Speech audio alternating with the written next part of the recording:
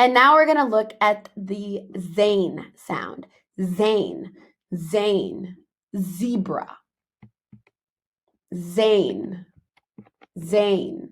There are 3 forms of the Zayn: at the beginning of the word, in the middle of the word, and at the end of the word.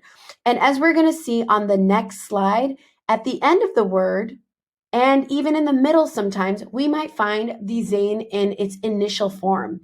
And that all depends on the letter that comes before it. But that's something we're going to get into when we're doing our reading.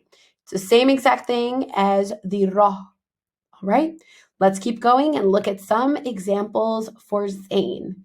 Here we have Zarafa.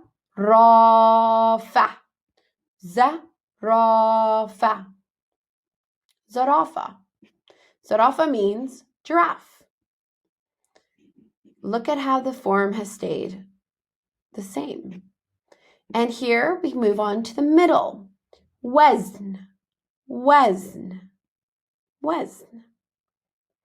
You cannot connect the Zayn with the Noon, which is why in the middle form, this is what it looks like, wazn. And you also cannot connect the Wow with the Zayn. We'll go through that again. And here we have it in its final form, mouse, mouse, which means banana. Let's keep going. I promise a lot of these things will clear up once we actually start doing the reading. But for now, I just want you to focus on learning the sounds and understanding what each of the different dots mean in their locations. Let's keep going.